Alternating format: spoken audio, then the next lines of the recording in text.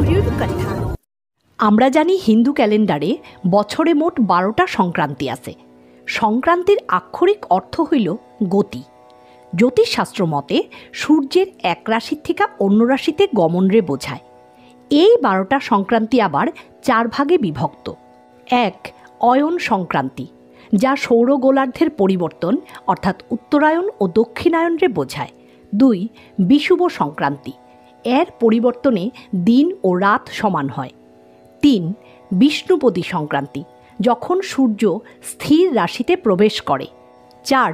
ষষ্ঠীমুখী সংক্রান্তি, এই সংক্রান্তি জ্যোতিষশাস্ত্রীয় অর্থের সঙ্গে যুক্ত। হিন্দু মান্যতা অনুযায়ী যদিও বছরের সংক্রান্তির দিনগুলি অশুভ বইলা বিবেচিত হয়, তবুও সংক্রান্তির সময়কাল তপস্যা, দান এবং শ্রাদ্ধের জন্য অত্যন্ত গুরুত্বপূর্ণ। 4 ভাগে বিভক্ত এই 12টা সংক্রান্তির মধ্যে এর মধ্যেই আইতাছে বাংলা বর্ষপঞ্জিকার প্রথম বিষ্ণুপদী সংক্রান্তি, যার নাম বৃষভ সংক্রান্তি।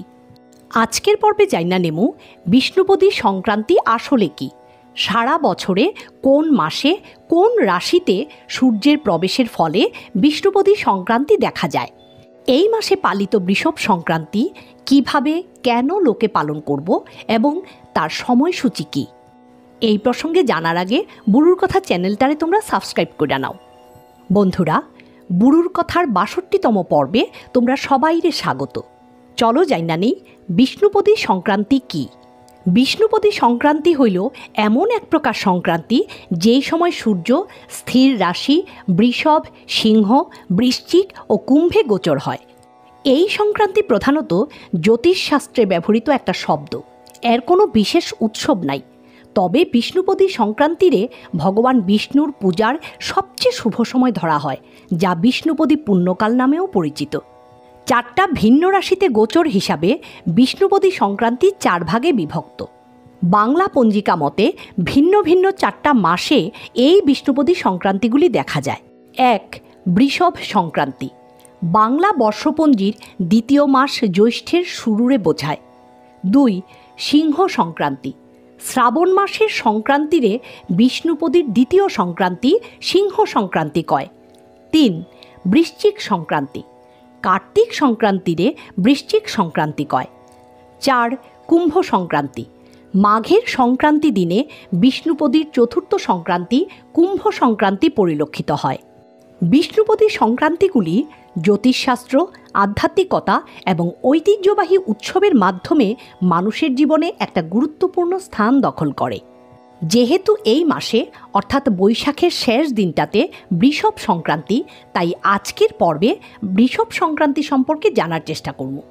বৃষভ সংক্রান্তি মারাঠি, কন্নড়, গুজরাটি এবং তেলেগু পঞ্জিকায় বৃষভ সংক্রান্তি বৈশাখ মাসে ঘটে। উত্তর ভারতীয় এবং বাংলা পঞ্জিকায় এই দিনটা জ্যৈষ্ঠ মাসের আগমনরে বোঝায়।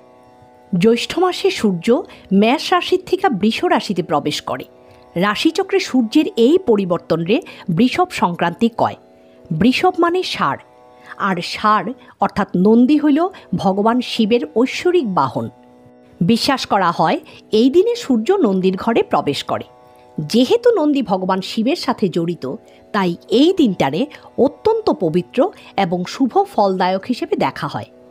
এই দিনে গরুদান এই জন্যই শুভ মানা হয়। তাই বৃষভ সংক্রান্তিতে নন্দী ও শিবের পূজায় সূর্যদেব তুষ্ট হন বলে মনে করা হয়। হিন্দু ধর্মে এই দিনটার আধ্যাত্মিক গুরুত্ব অপরিসীম।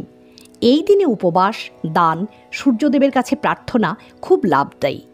জ্যোতিষশাস্ত্র মতে জন্মকুণ্ডলিতে রবিদোষ যাদের, এই দিনে সূর্য উপাসনা করলে দোষ কাটে। এই দিনে কী কী কাজ করা উচিত? 1. ব্রহ্ম মুহূর্তে গঙ্গায় স্নান কইরা সূর্যরে জল অর্পণ এবং সূর্যমন্ত্র জপ করা ভালো। এতে শারীরিক ও মানসিক সুস্থতা বজায় থাকে। গঙ্গায় স্নান করতে না পারলে স্নানের জলে রক্তচন্দন এবং গঙ্গাজল মিশাইয়াও স্নান করা যায়। 2. এই দিনে লক্ষ্মীনারায়ণের পূজা করা শুভ। 3. ব্রাহ্মণরে গরু দান এবং গরুরে ভোজন করাইলে ধন, সমৃদ্ধি, সৌভাগ্য ফিরা আসে বইলা বিশ্বাস। 4. এই দিনে পিতৃতর্পণ করলে পরিবারে শান্তি সম্প্রীতি আসে। বৃষভ সংক্রান্তিতে কী কী কাজ করতে নাই? 1.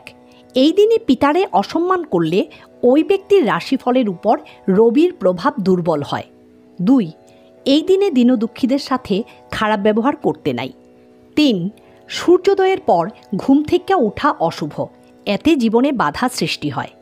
4. এই দিন কারোর ঘরে অন্ন, দুধ বা ফল খাইতে নাই, এতে অন্নদাতার পাপের ফল নিজের ভোগ করতে হয়। এই সবই ধর্মীয় বিশ্বাস।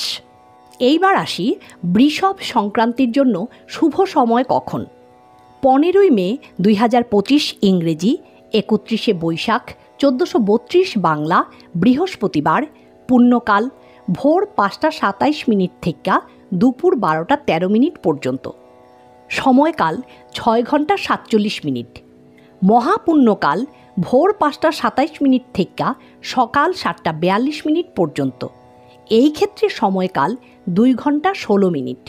চলো বন্ধুরা, সবাই এই দিনটাতে দান ধ্যান করবা, এই আশা রাখা আজকের মতো বুড়ুর কথা এখানেই শেষ করতাছি।